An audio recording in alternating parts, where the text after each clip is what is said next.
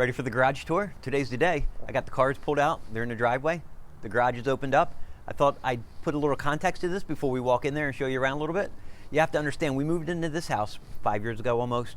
And before living here, I've never had a garage. Never had a place to work on cars, to put things away. Never had space, right? So the house we lived in prior to here, it was tiny. It's 1,300 square feet or so. The 6 of us lived in there, 1 bathroom, 4 kids, my wife and I. 15 years we spent our time in that house. The driveway was 3 cars deep, 1 car wide. And you make do, the best you got, and you do as much as you can with as little as possible. So having this space, to me, right? This isn't the kid's space, not my wife's space, this is mine, right? I cherish it, I really do. So let's get in, we'll walk around a little bit, I'll show you around. Now the first thing you might notice is the flooring. Check this out. It's an epoxy coating. It's the same stuff you get from Home Depot. This was put in 5 years ago, and you can see it's not perfect any longer. You can see some tracks on the floor, some staining, some discoloration, but generally it looks pretty good. Now, one thing I didn't understand when this flooring went in is just how slippery it is when it's wet out, right? I'm always nervous about the kids running in here with wet shoes, flip-flops, bare feet, and you hit this flooring and whoosh, straight down you go. It's so easy to slip and fall or lose your balance, or if you make a cut or turn, or if you're off balance, you just land on the floor. And I'm always worried about somebody hurting their back, cracking their head, whatever the case. It's something to be aware of. Now, there's other types of coatings that you can put on here. There's like a sandy grit additive that you can put into here, and that's something I would do in the future next time if I was going to do an epoxy coating. The flooring looks great. It cleans up in a cinch, but you have to be aware that how slippery this thing and how dangerous this flooring could be. All right, over here in the corner, take a look over here. A couple miles down the street from me, I've got this used office supply store. They sell all kinds of office equipment, and this really good shelving for $35 each. The problem is I just don't have enough places to put it. I could always use more shelving, of course. Up top, I've got a library of different service manuals that I use. I mean, some of these manuals just go back all the way to this 1959, for instance, and when I had a 58 Dodge and a 61 DeSoto, these were my go-to reference manuals. I got a battery charger, I got gloves, which I always forget to wear whenever I'm doing something. On the next shelf, I've got a bunch of carburetors that I've been using in the past for different projects. This is a rebuilt, ready to go Quadrajet. You can see that. You can see those primaries and the secondaries. This thing is ready to bolt on. These don't get much respect. They flow 750 CFM.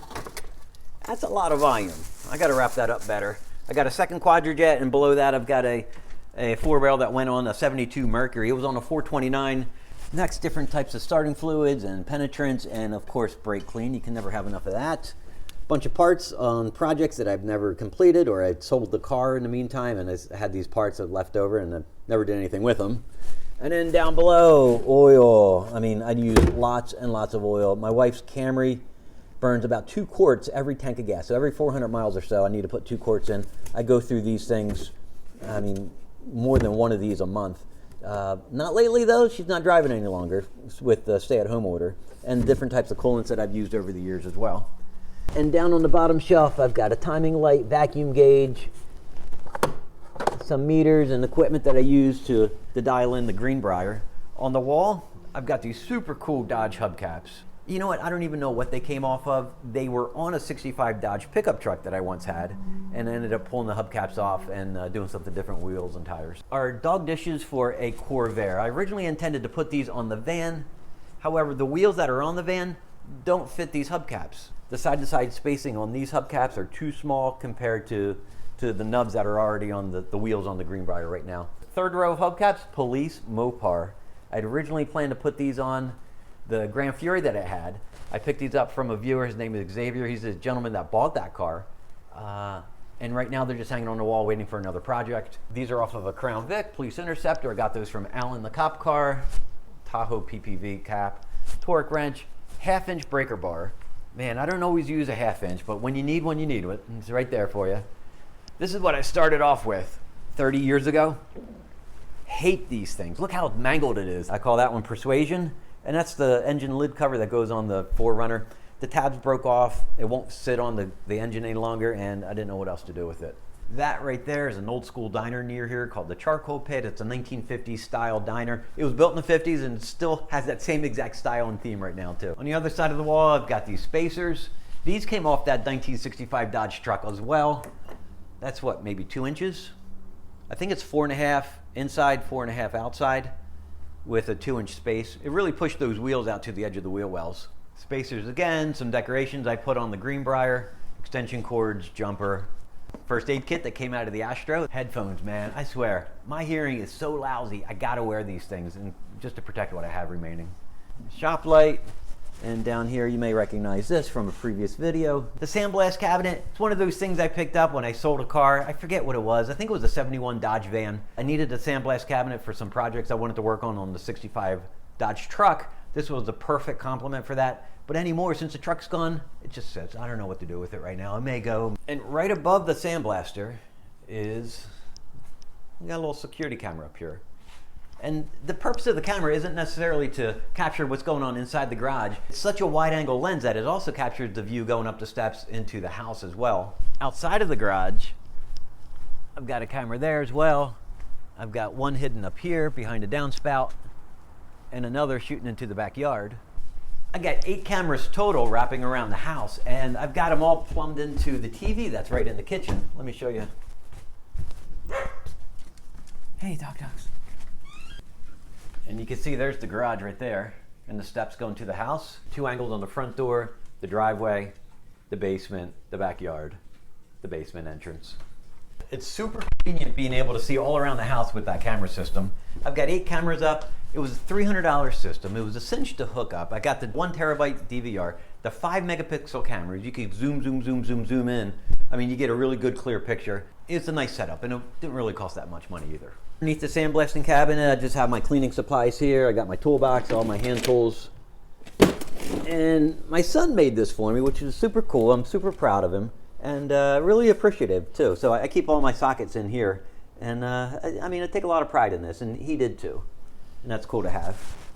In front of the steps here, I've got the coolest, most retro, most 70s lounge chair you have ever seen in your life. This thing is super comfortable, and this is where I come out and chill sometimes, get away from things inside. If I need to read a magazine, hang out with my cars in the garage, this is where I go. I got 2 of these, got them at a yard sale, 25 bucks for a pair, and this is my happy place right here. Underneath the stairs and the platform, I've got just like a Tupperware roller cart. I keep my cleaning supplies on there. It's different things that I use from time to time. It's nice and handy to have, and it stores really well and easily right underneath the stairs. Living next door to that, I've got my 3-ton floor jack, and this thing requires ear protection. When you're dragging it across the floor into the driveway, you're working on one of the cars out there, you gotta have hearing protection on there. This thing just rattles your brain. And then right next to that is this really cool retro cooler that I picked up on eBay, I don't know, maybe 20 years ago.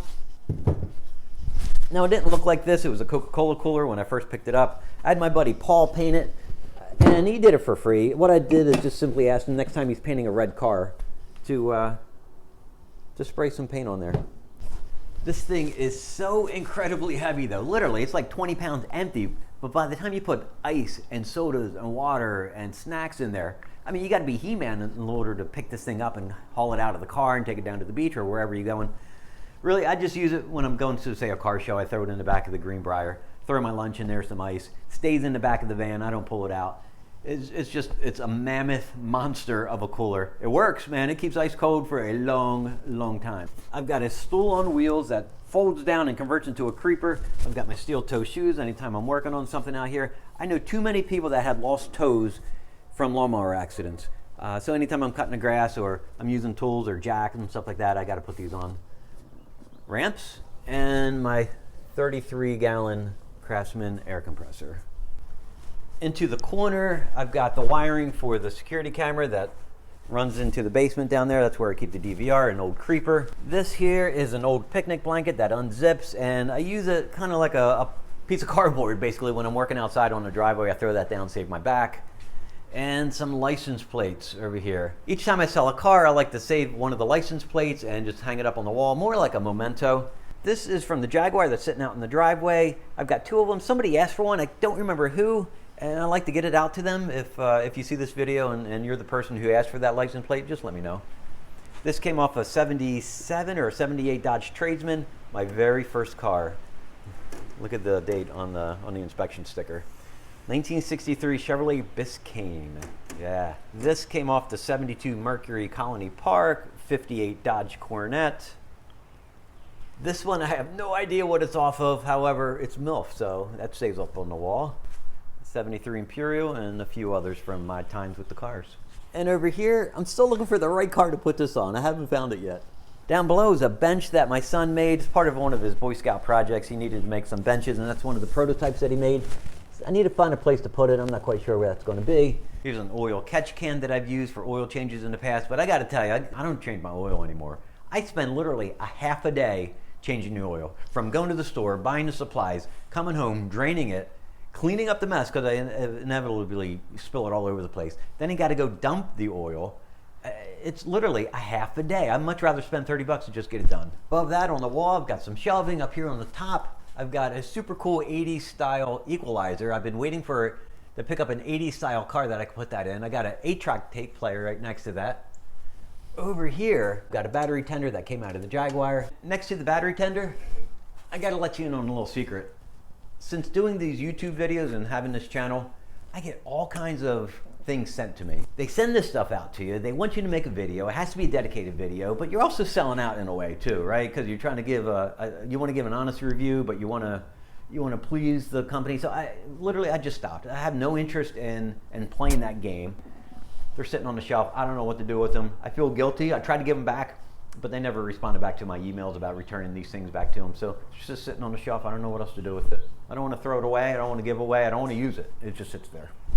And then below that, I've got my inventory of light bulbs and fuses, nuts and bolts. Here's my little catch can for all the things that I don't know where it goes, you know, and all my lighting and wiring and electrical items. Highway 66 for my road tour this past summer, which was super awesome. A friend of mine gave that to me. They saw it at a yard sale, grabbed it for me, and I thought it was super kind and courteous of them. Work lights, ground fault receptacle, basketball, and down here, look at all these jacks. I mean, how many do you need, right? Every time I buy these auction cars, sometimes the trunk is empty, nothing in it. No jack, no spare tire, no lug wrench, nothing, zero. And other times there's 3, 4, 5 jacks just stuffed in there. And so usually I give them away, or sometimes I even throw them in recycling. I mean, I have no purpose for them. That 3-ton floor jack under the platform, that does 99% of everything I need. However, sometimes you need that second jack or a third jack, and so I got these just in case. I think the one thing I need most in this garage, I need lighting, and I'm struggling with lighting. Last year, I went onto eBay, I picked up these 30-watt LEDs. I got 4 of them, right? There and there also. And over 3-4 months, each one of them burned out, broke, whatever the case is. I'm stuck with no lighting other than just from the garage door opener. I need to figure out lighting, and I don't know what to do yet. But I want good lighting. I want bright lights. I want lots of lumens in here. I want to be able to see. I want to be able to do more things in the garage, and I can't do it until I get better lighting. That's it. That's the garage tour. Hope you enjoyed it. Thanks for joining me. Thanks for sticking around, and I'll see you tomorrow.